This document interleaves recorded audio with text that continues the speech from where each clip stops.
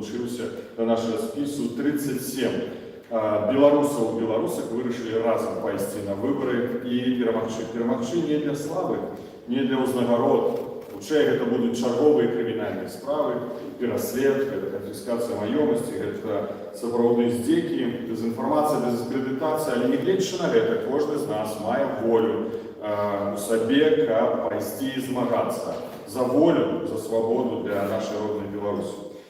Зараз ідуць дискуссии о том, вообще нужны ли эти выборы, нужна ли Координационная рада, совет. Но мне кажется, что нужно понять, что является источником демократии. А источником демократии является только исключительно выборы. Если мы хотим построить демократию в нашей стране, мы должны организовывать выборы, участвовать в выборах и выбирать. У нас просто нет выбора, а правильно, у нас нет права в условиях диктатуры внутри страны отказаться от уникального инструмента формирования представительного органа белорусов и белорусов, вне зависимости от того, где они проживают, внутри страны или за рубежом. Я считаю абсолютно недопустимым прервать процесс формирования демократических институтов, когда у нас реальная угроза независимости и суверенитета нашей страны. Режим, который создал эту угрозу, а мы пойдем в кусты, мы сядем в стороне, мы будем просто наблюдать, не имеем на это права. Часто спрашивают, а где эта легитимность Координационного совета? Ведь за вас проголосовало в прошлый раз несколько тысяч человек. Вы знаете, я отвечаю на этот вопрос, скажу так.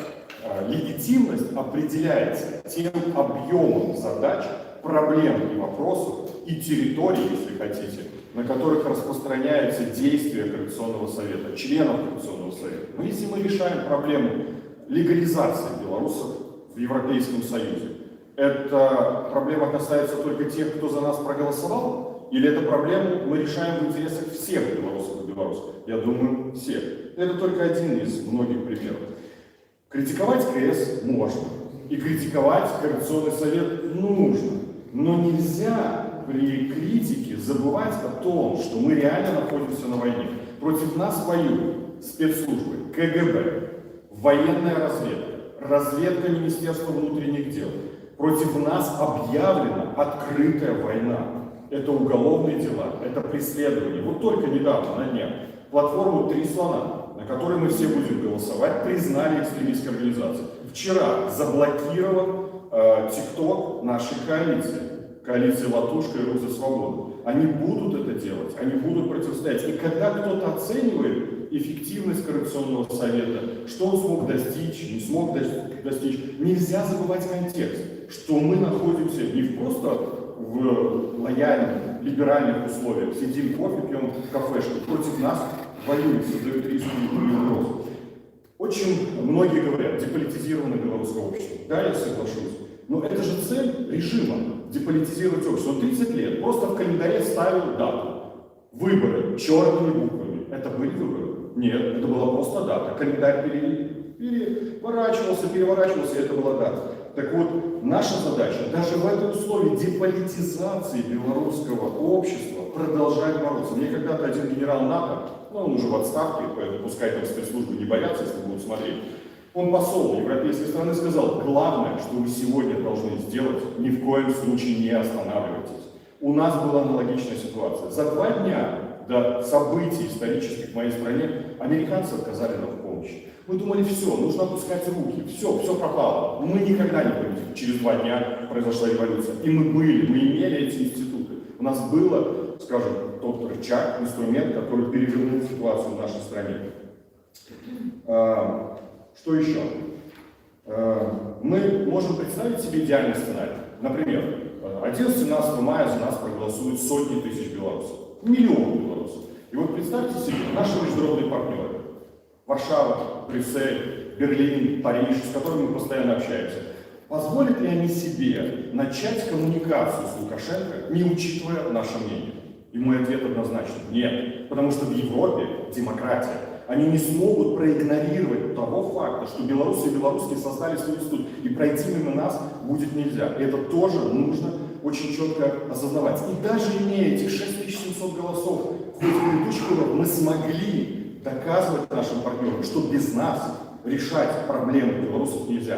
Ничего о нас, про нас без нас. Это знает каждый поляк. Ниц о нас без нас. Да? Это такое очень устойчивое польское выражение. Ну и так, несколько слов про то, что мы сделали. Ну, отказывать. Я вам скажу так, нават тое, что мы смогли, дзякуючы делегации парламентской, Координационной Рады, парламентской ассамблеи Рады Европы внести поправку в резолюцию парламентской ассамблеи Рады Европы про отказность вышэйшага кіраўніцтва Беларусі за акт агрэсіі супраць Украіны, варта было того, каб была Координационная Рада. Бо менавіта дзякуючы таму, што Координационная Рада, мы ўпершыню ў гісторыі атрымалі статус афіцыйных дэлегацый у парламенцкай ассамблеі Рады Европы, у Конгрессе мясцовых і рэгіянальных улад Рады Европы. Нас прызнаў Еўрапейскі парламент. Мы маем дэлегацыю у Еўранэсце, мы маем таксама шэдоу дэлегацыю у парламенцкай ассамблеі АБСЕ. Мы дапамаглі апошнюю толькі інфармацыю мы ведаем групу палітзняволеных, якія дэпартавалі в Украіну, пазней пераехалі ў Польшу. І напярэдадні Нового года, дзякуючы таму, што мы абраныя, з намі размаўляў МЗС, пагранічнай службы Польши. Я сустракаўся з генералам, камендантам галоўнай пагранічнай стражы, генералам Беганем, і мы на працягу 2 тыдняў забяспечылі нават у суботу-нядзелю падачу документов на международную ахову для усіх 87 вызволеных палітзняволеных, бо з намі готовы размаўляць. І разумеюць, што мы інстытут. Мы стварылі дзяржаўны партал на афіцыйным сайце канцелярыі прэм'ер-міністра Польши на беларускай мове, практычна па ўсіх пытаннях, якія турбуюць і хвалююць беларусаў. Мы добіліся таго, што зараз travel документ падарожніка для беларусаў, прымаецца ўсімі авіакампаніямі. Памятаеце гэтую праблему? А мы пайшлі і сустракаліся ў ведомстве грамадзянскай авіяцыі Польши. І зараз гэтай праблемы няма. Мы сустракаліся з парламенцкімі дэлегацыямі розных краін: Аўстрыі, Бельгіі, Великобритании, Германии, Італіі, Літвы, Латвіі, Польши, Канады, Швейцарии, Францыі і гэтак далей. Можна пералічваць гэта. У меня ёсць досвед дыпламата. Я скажу так, неаднойчы я прымаў удзел у сустрэчах палатки и Саврэпа с коллегами у Польши, у Франции, у Испании, у іншых краінах. И вы думаете, что падчас гэтых сустрэч прадстаўнікам, умоўным прадстаўнікам Беларусі удавалася вырашыць все проблемы, якія яны ставілі перед своими партнерами? Нет. Вы можете себе увидеть ситуацию, что депутат французского парламента приезжает в Испанию и вырашае все проблемы, якія датычаць французаў і Іспанії. Не вырашыць. Ён можа лабаваць. Таму, калі хтосьці кажа, а дзе эфектыўнасць Координационной Рады? Такой эфектыўнасці, якую можна памацаць, няма нават у інстытуцыялізаваных парламентах, які маюць пад сабой дзяржаву, за сабой дзяржаву, якія стаяць на дзяржаўнай глебе. Пенсіі. Гэта праблема, якая турбуе. Мы арганізавалі інфармацыйную сустрэчу з управленнем по сацыяльнаму страхаванню. Праблема паціху вырашаецца. Яна, конечно, не вырашана, але мы будзем гэтым займацца. Мы дапамаглі ў атрыманні візаў для гуманітарных візаў, дапамаглі ў эвакуацыі разам з асацыяцыяй даволі Олег Кулеша, наш сябар. Больш за 160 беларусаў. І гэта канкрэтная справа. Мы знаходзімся ў музеі вольнай Беларусі. Гэта таксама наш праект, дзе працуюць чальцы нашай коаліцыі. І тут адбываецца больш за 100 разнастайных падзей. Мы дапамаглі вольным купалаўцам атрымаць упершыню ганаровую і фінансавую узнагароду Міністэрства культуры Польши. Мінскае море спектакль. Хто бачыў? Мы таксама знайшлі фінансавыя сродкі. Мы дапамаглі выдаць вершы аднаго з вядомейшых беларускіх паэтаў міграцыі. Прозвішча не называю па пытаннях бяспекі. Мы дапамаглі аднаму з вядомых беларускіх даследчыкаў гісторыі атрымаць прэмію аднаго з гарадоў Польши. Прозвішча па пытаннях бяспекі не называю. Кадровый резерв. Вось тут Юра говорит, 700 особо прошли праз кадровый резерв. И никто больше этим не занимается, только наша команда. И, может, Юра скажет некоторые слова. Дякую вялікі, я бы дадаў, бо насамрэч вельмі часто наши критики закидывают, что мы тут займаемся процессами для процессов, альбо просто реагуем на бегущие выклики. Но все то, что сказал Павел Латушко, оно мае одну конкретную мету. Это наближение дня, когда мы сможем вернуться у демократичную и незалежную Беларусь. Вся праца скіравана толькі на гэта. Это и кампании, які проводим, и активность, и отказность. И то, про что я хотел бы додать, это подрыхтовка до дня перемен. Это так само, насамрэч, вельмі важно, каб в момент, когда в Беларусі адбудуцца змены, были люди, якія падрыхтаваны до того, каб рабіць реформы, Концепции этих реформ уже были готовы, распрацаванные, абмеркаваныя шырока ў грамадстве. З гэтым мы створили у Координационной раде комиссию по реформах и подготовке переходного периода. И в рамках нашей деятельности Координационной рады провели несколько слуханий по таких важных напрямках, как законопроект о политических партиях, весь комплекс законопроектов о мясцовом самокеровании, которые были подготовлены незалежными экспертами. Переконаны, что эта деятельность будет нами протянута и в наступном скликании. Так само подготовка профессионалов, бо реформи самі себе не ожитовляються. Потрібні люди, які ведають, що вони будуть робити, розуміють. Тому тут вже ізгаданий кадровий резерв компанії, яка працює на агульну користь для всіх демократичних сил. І так само ініціативи, які були вже в 2020 році реалізовані, розпочали свою працю якраз таки по пропанові чальцов нашого спису, Павла Латушки, Владимира Остапенко. Это программа «Новые кадры для Новой Беларуси», которая проводилась супольно с Центром усходних доследований. Ну и немаловажный аспект – это подготовка и до будущей парламентской модели. Я сам представник, можно сказать, то есть второй оппозиции, конечно, с другой половины 90-х прошел все эти этапы, отсутные выборы, партии, которые, на жаль, были старались, але не имели возможности для самореализации. Зараз у белорусов и у политических субъектов такая мощность есть. Это Координационная рада, выборы Координационной рады. Коли ласка, приходите, спрощайтесь, презентуйте свои программы выборцам, и они подтримают легче. Мы на себя такую отказываем взяли, и мы идем на выборы в наступное скликание. Дякую, великий Юрий. Я хочу сказать, что мне здзіўляе политика, чаму політичные партии не удзельнічаюць у выборах. Для чего ствараюцца політичные партии? Как прийти до улады? Умоўная, конечно, улада у Координационной раде. Умоўная улада об'яднанага пераходнага кабінета, на фармаванне якога ўплывае Координационная рада. Бо кожны прадстаўнік кабінета праходзіць праз справаздачу у Координационной раде, из-за яго галасуюць. И думаете, я не переживаю, как Павел Латушка, двойчы проходит голосование, ці проголосуют за меня, ці не. Так, апошнее слово за Светланой Тихановской. Але так само переживаю. Я не разумею політичної партії, які не могли фактично, по зрозумілих причинах, мати своїх представників у Білорусі. Тут ми створили унікальний суд, і вони кажуть, ні, ми не пойдемо на вибори. І я дякую нашому коаліціанту. Рух за свободу. 30 годов, Юрий? Было 30 годов, сподіваюсь, будет далее значно. Нет, 20. 20 годов. Політична партія, яка змагалась внутрі Білорусі, і сьогодні протягує змагатися. Я хочу потиснути руку своєму коаліціанту Юрію Губаревичу і усім тим сябрам і сябровкам з руху, які долучилися до нашої коаліції.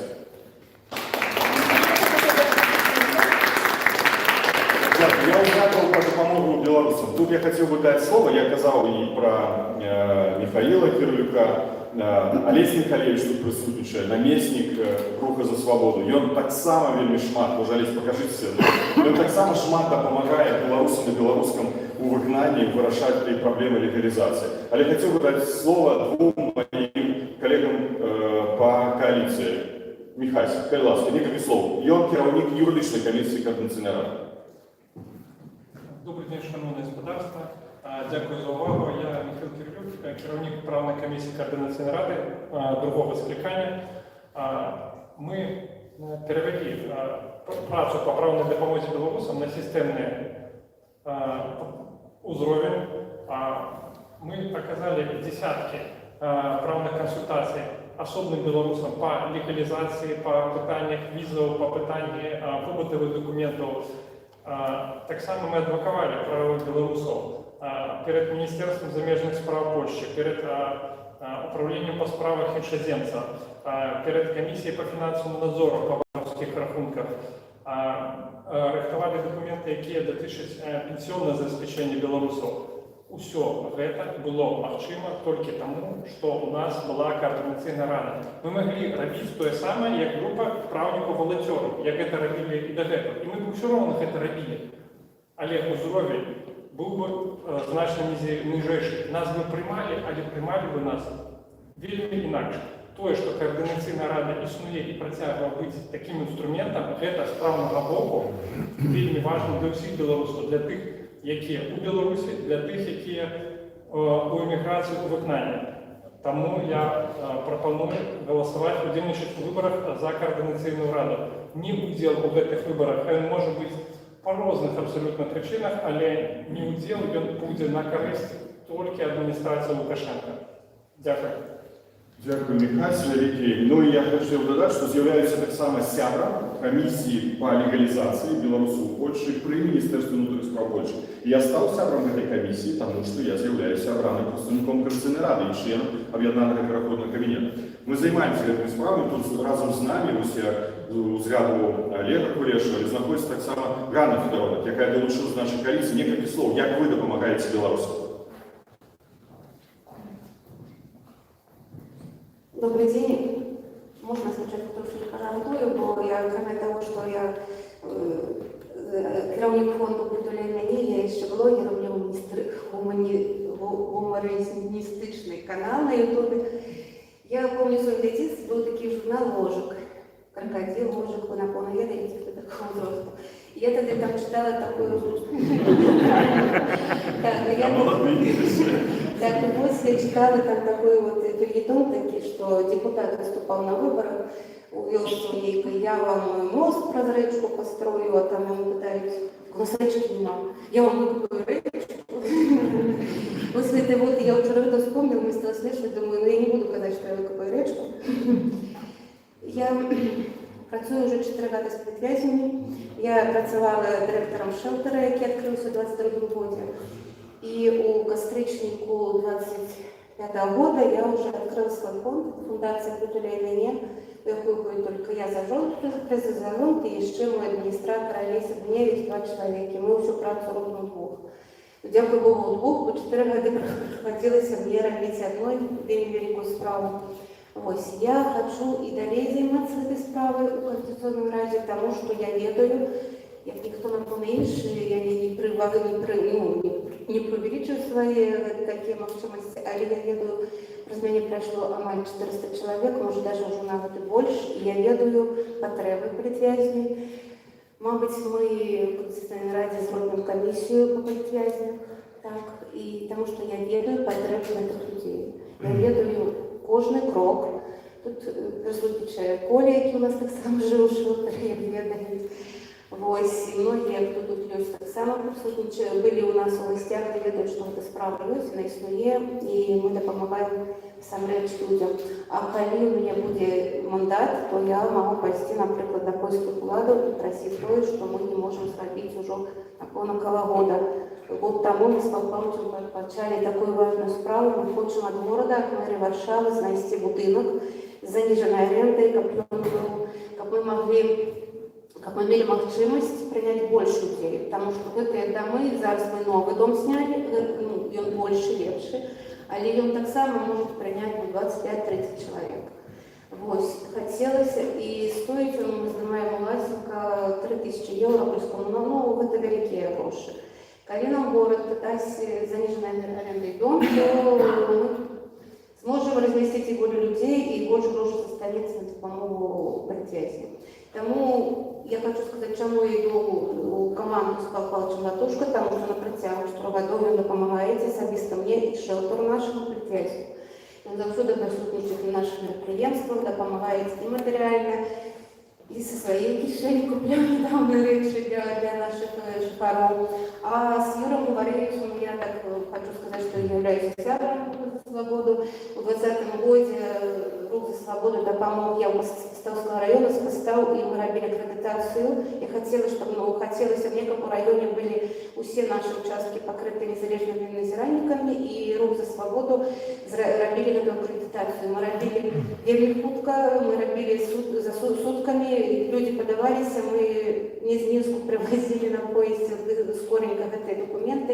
И дякуючи Рух за свободу в 2020 году наши участки в Костовском районе, мы все были независимыми наблюдателями, а моему участку в 2020 году в Воронпаеве, поселку Воронпаево, отримала перемогу Станцхановска. В этом я стоила великого труда, и 10-го жню я села за краты.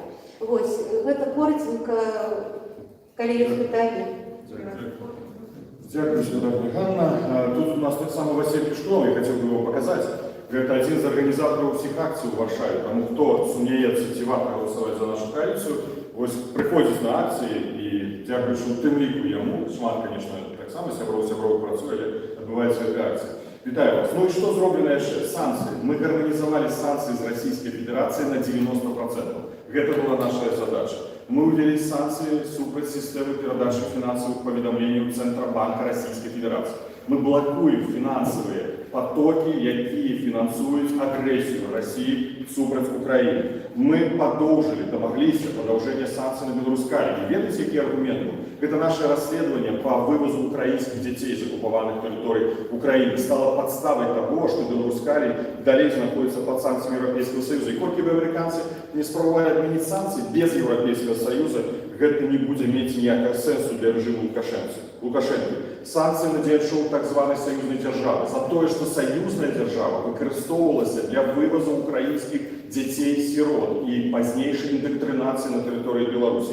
80 суддів трапило під санкції, дякуючи праці так само сябрам і сябровок нашої коаліції, а увогуле 100 досьє ми подрихтували. 14 керівників турмів білоруських трапило під санкції Європейського Союзу і інших країн. Вчора я поглядел там пропаганду и ведаете, подшел, что там Венесуэла приехала, делегация парламентская у Палаты представников, да, Лукашенко. И они хвалятся стоять. Ось у нас группа сябровства с 42 краинами света.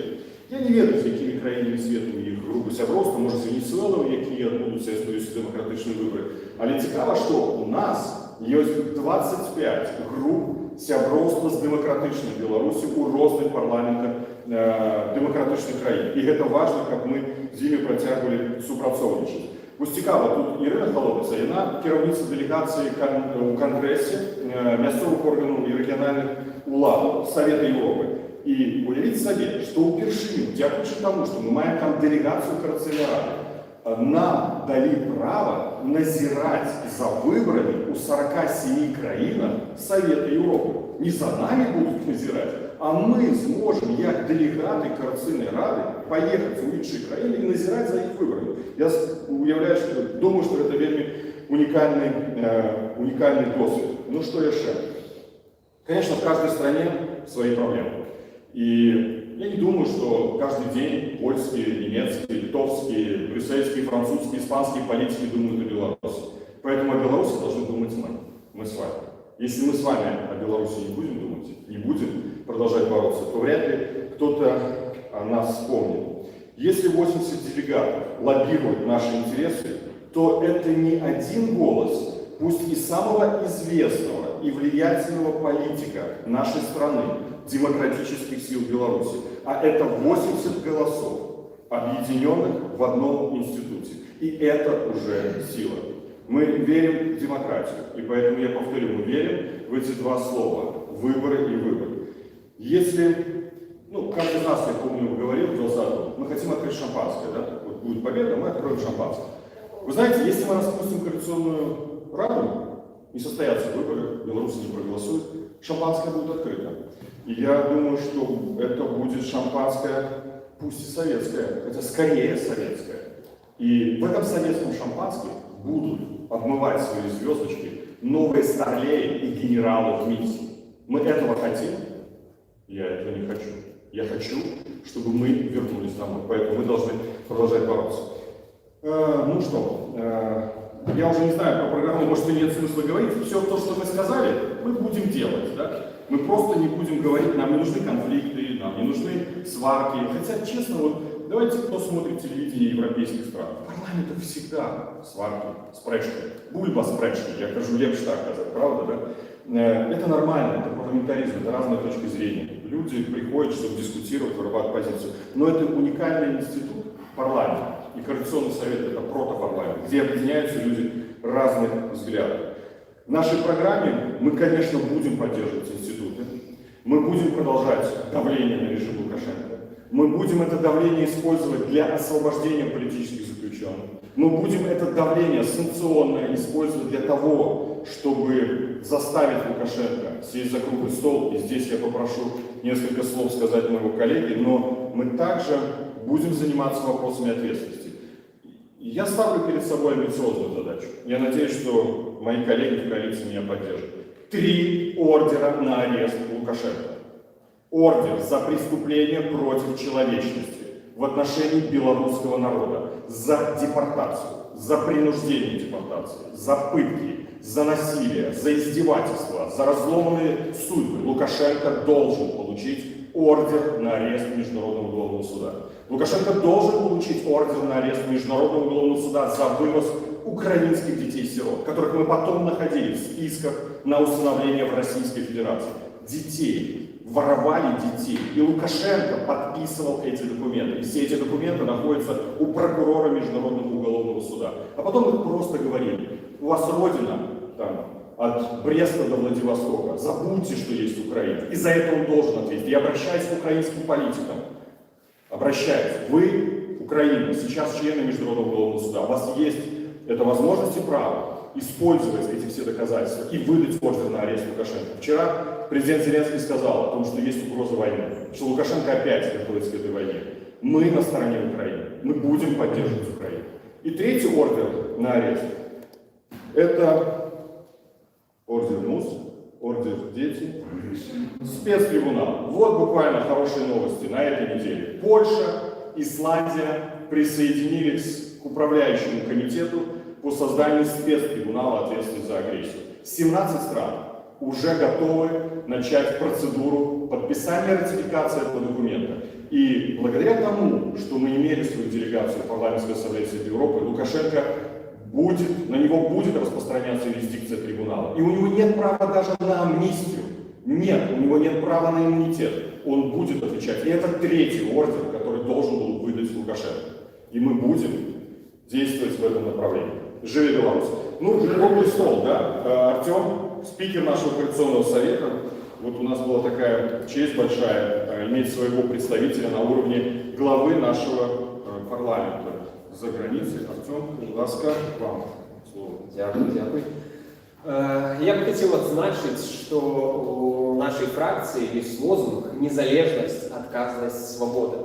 І у адрозненне ад усіх іншых спісаў, якія ідуць зараз у каардынацыйную раду, мы прапаноўваем зразумелы інструмент, каб захаваць незалежнасць нашай краіны. Лукашенко будзе прыцягнуты да адказнасці, злачынцы будуць прыцягнуты да адказнасці, але нам трэба будзе працаваць у нашай краіне дзеля захавання незалежнасці, дэмакратычнай будучыні і рабіць ёй лепшай. І дзеля гэтага мы прапаноўваем інструмент, канкрэтны інструмент па выхаду з палітычнага крызісу ў Рэспублікі Беларусь. Это інструмент з гістарычным досведам, які спрацаваў ужо ў той краіне, у якой мы з вами знаходзімся. Гэта круглы стол паміж прадстаўнікамі дэмакратычных сілаў і прадстаўнікамі таго, што будзе у Менску, ці рэжым, ці проста номенклатура, якая будзе гатова дамаўляцца з беларускім грамадствам дзеля будучыні і незалежнасці Рэспублікі Беларусь. І калі суб'ектам гэтых перамог будуць разрозныя людзі, нейкія асобныя палітыкі, нейкія партыі, якія не атрымалі падтрымку ад грамадства,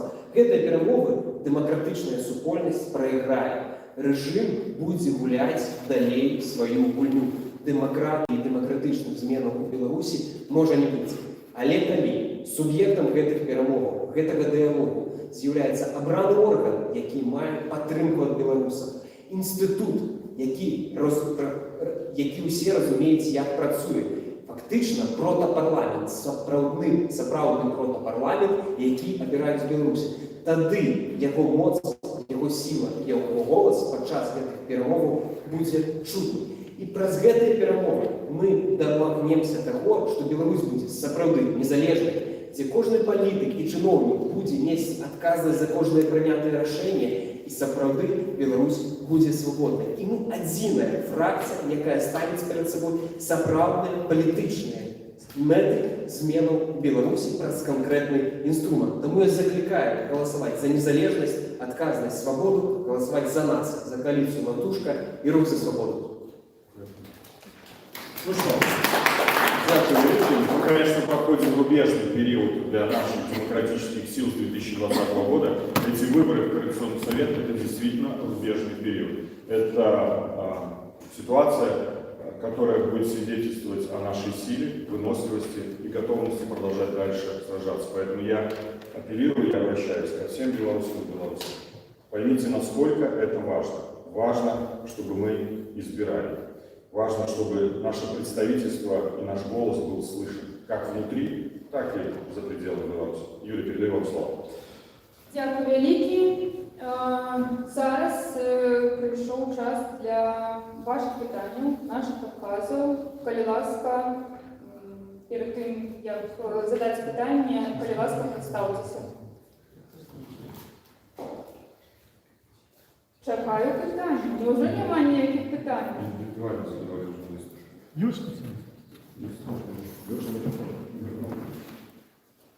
Чи розглядає ваша коаліція проверку на безопасность? Это мы бачимо такі приміри, як з Мельникової, такі приміри, як у нас є ще, або хто виявляються якісь агенти КГБ.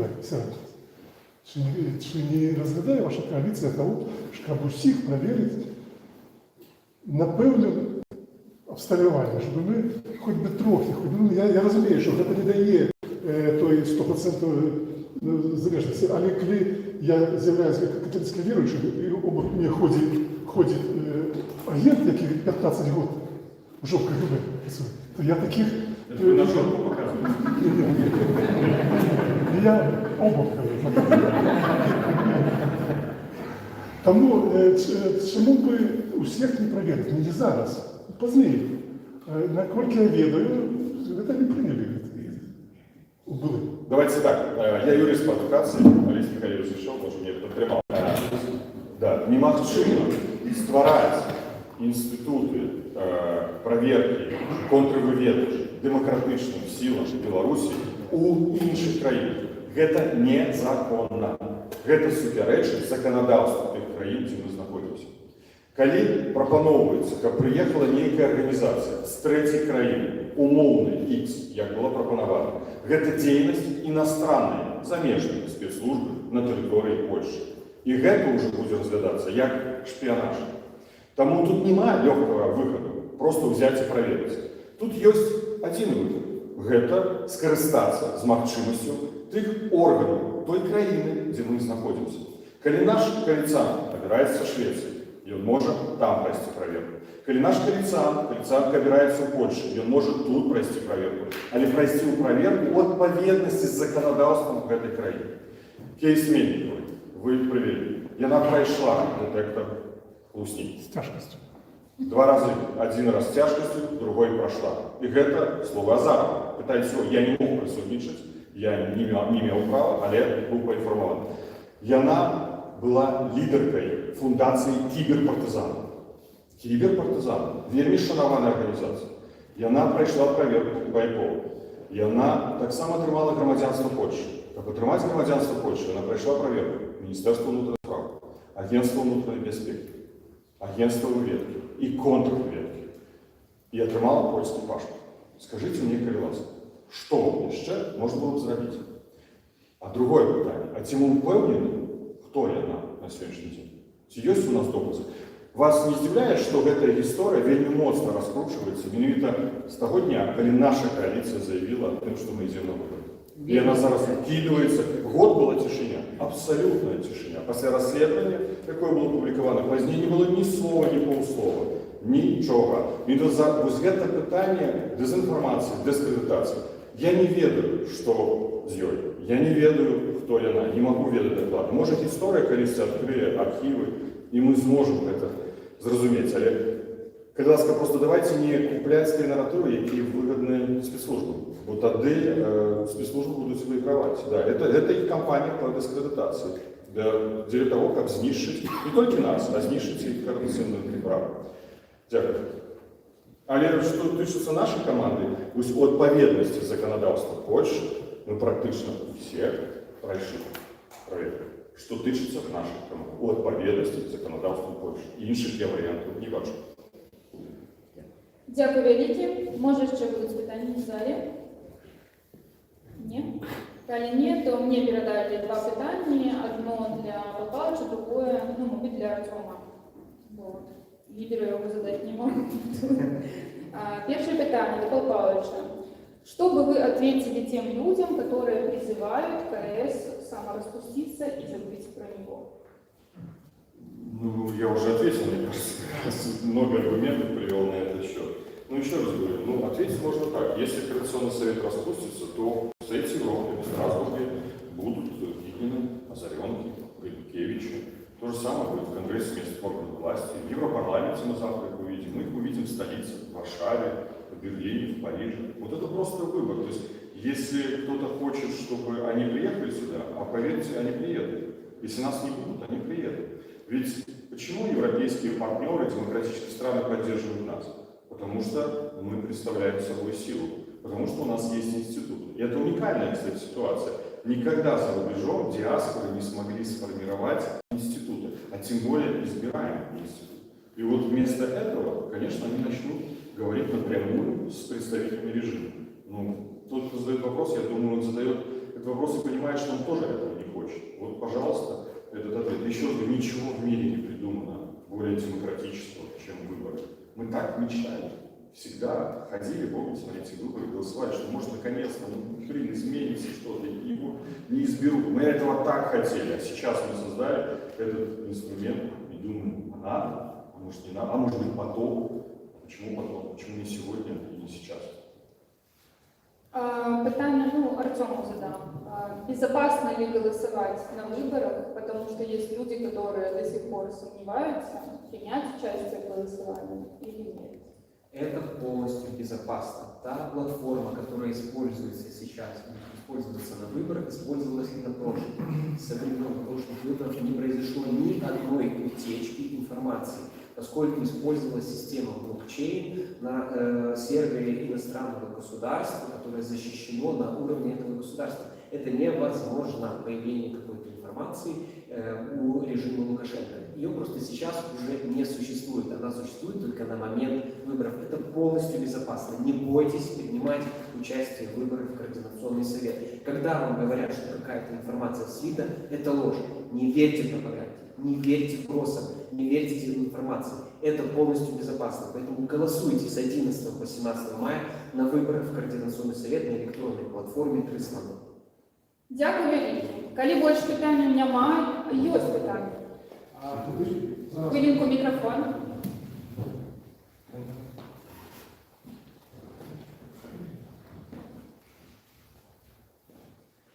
Представтеся. Тарас Катавицький, Єврорадіо. Я задам питання по поводу ось на фонд виборів. Чи розглядаєте ви потенційно можливість створення коаліції з тими фракціями, які можуть отримати перемогу, ті будуть конкурувати? І хто в этом мог бы быть потенциально? Дякую.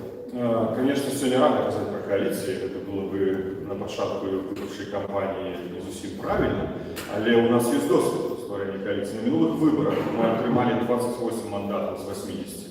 Хтось чомусь кинув тезис диктатура, пробачте, яка диктатура з 28 голосами серед 80. Кожен раз ми під кожне голосування формували особну коаліцію тих списів, які підтримують ту чи іншу резолюцію Координаційної ради. А ось ми окреслили стратегію відказності Лукашенка, ми окреслили стратегію санкційного тиску, ми окреслили стратегію по політзняволі. Це все приймалися рішення, які підтримували інші коаліції. Тому, коли б нам удалось сформувати сталу коаліцію, це був би самим лепшим варіантом. Отримати більше 50% мандатів у сталій коаліції, яка могла координуватися, яка могла б окреслити стратегічні мети, об'єдновуючи стратегічні мети, і підтримувати об'єднаний кабінет. Я скажу щиро, що ми зараз ведемо дискусію, ми поки в кабінеті це питання обмірковували, чи не варто перейти до ситуації, коли некілька членів об'єднаного переходного кабінету, як виконавчого органу, демократичних сил у Білорусі, фактично їх призначення вирішалося до Координаційної ради. Є такі приклади в Україні і інших країнах світу, коли частку окреслює президент, а частку окреслює парламент. Я думаю, що це предмет так само дискусії. Але ми, напевно, за коаліцію, ми, напевно, за співпрацівництво і за ефективність. Дякую. Є ще питання, будь ласка? Представтеся. Дмитрий Спиридов. У меня вопрос до Павла Павловича. Как вы видите смену власти в Республике Беларусь? Лукашенко в Конституцию прописал, в случае его смерти любой, я полумист немножко, редко бывает с микрофоном, вводит свои положения. Даже если его убьют или он умрет сам, ну, придут власти по-любому, придет Качанова наша, и будет исполнять обязанности президента временно до выборов нового. Может прийти, по-любому может прийти Лукашенко номер 2, потому что все его окружение сейчас, которое находится, в принципе, они все точно такие же. Если придет кто-то из демократического, из демократов, то я вот думаю, что может произойти то же самое, что и на Украине. Россия может вести свои войска. Я думаю, они даже находятся сейчас в Беларуси. Как вы видите вообще вот, смену власти в Беларуси, как это должно произойти, и как это, я думаю, произойдет в ближайшем будущем? Спасибо за ответ. Спасибо за вопрос. В Конституции Лукашенко прописано два сценария. Первый, когда он умирает натуральной смертью, и когда власть принимает Совет Безопасности, где председательствует Качанова, но тогда объявляются досрочные выборы. То есть это идет таким образом. Если же Лукашенко умирает не натуральной смертью, вот тогда действительно фактически руководит также Совбез и вводится военное положение в стране. Это два сценария, которые прописаны в Лукашенко. Но мы понимаем, что сегодня номенклатура вокруг Лукашенко находится в состоянии страха. Но она находится в состоянии неудовлетворенности. Вы видели, что они уже корм для рыб начинают есть, да? Что он министра сельского хозяйства заставляет становиться на карачки и копаться в земле. Вы представляете, какое унижение проходит? Литературное слово употреблю. Мне кажется, что они скоро дерьмо начнут есть. Но это их унижает, это их оскорбляет, поверьте мне. Я знаю премьера, я знаю Снапкова Николая, первого вице-премьера, я знаю Рыжикова Максима, да, бывшего друга. Я знаю их это унижает. Они тоже этим недовольны, но восстать против него они не могут. Вот когда не будет Лукашенко, будет совсем другая ситуация в нашей стране. И вот для этого мы предлагаем круглый стол. Кто-то сегодня скажет, да нереально. Я соглашусь, нереально. В Польше тоже было нереально. Была Магдаленко, закрытые переговоры с солидарностью, а потом был уже открытый круглый стол в Варшаве, где были определены принципы выборов в парламент. Поэтому мы предлагаем круглый стол с номенклатурой после этого. Но для того, чтобы он состоялся, мы должны обладать силой. Для этого нам нужны институты, и нам нужна поддержка изнутри. Вся социология, которая доступна, которую тяжело, конечно, собирать в Беларуси, говорит о том, что от 60 до 80% белорусов хотят политических изменений в стране. Там неприемлема для большинства белорусов та ситуация, которая сложилась. Ограничения, репрессии, тоталитарный режим, преследования, разломанные семьи. Ну, представьте, нас за границей миллион. Вот представьте, нас миллион. Сколько у каждого из нас, вот давний Александр Ханевич, блогер, коалициант, да, сколько у вас родных и близких у Беларуси? Десятки, правда? Все бы хотели вас бачить у города. Ну, хотели бы. И мои родные, вы зараз будете радоваться. Я, будучи амбассадором, приезжал на радоваться, на могилки, поклониться своим продкам. І кольки збиралася сям'ї латушку. Це було кілька десятків чоловік. Чи я не хочу з мене, хочеш, так ось. Ми тут мільйон, і кожен з нас має своїх близьких. І вони терплять від того, що ми тут. І ми терпимо від того, що ми не там. І ось це наша сила, яка, безумовно, проламає цю межу. Це може пафосно звучить, але так буде. Бо я вірю, що люди хочуть об'єднатися. Нас ділить тільки одна подшвара. І ця подшвара має ім'я. Александр Лукашенко. Вось у чым праблема. Да? Калі ён тэарэтычна хацеў бы уратаваць сабе зараз, то лепшым варыянтам для яго было пайсці на транзіт. Ну, ён, хутчэй за ўсё, не хоча аддаваць уладу. Да? Таму мы рыхтуемся, інстытуты, круглый стол, готовность вести диалог закрыто и открыто. Дякую. Дякую, великий мікрофон. Агент КГБ. Светлана Шарова, экстремистка-террористка. Хочу задать вопрос по юридической консультации. Если такой сильный у вас юридический отдел, можно ли получить консультацию и как ее можно получить? Потому что у нас возникает очень много, естественно, здесь вопросов по поводу и пенсии, и трудовых книжек, и перевода трудовых книжек. И, как вы знаете, каждый уже в Польше, несмотря на то, что это, конечно, замечательная демократическая страна, трактует очень много по-своему. А нам как бы необходимо все это в голове понимать, что мы можем сделать, как мы должны действовать и как получить реальную консультацию. Добрый день. Так вы можете звертаться в любых соціальних сетках, на чат-бот, на електронну пошту. Ми отримуємо кілька зворотів у день. Там, де ми можемо, стараємося допомогти, даємо контакти тих організацій, які займаються питанням, коли це не наше профільне, коли це наше профільне, то уступаємо, допомагаємо, підтримуємо. Дякую. Контакты мы разместим. Там много. Я лучше напишу. Хорошо, да. Є ще питання? Ні? Ну, мені здається, ми супер подаємо клавіси. Я нагадаю, що з 11-18 травня 2026 года у всіх вас є можливість зробити свій вибір. По-перше, просто проголосовать на выборах в Координационную раду. А по-другое, конечно, за списанную можливість. Незалежність, відказність, свобода, коаліція «Ратушка» і «Рух за свободу». Дякую всім велике.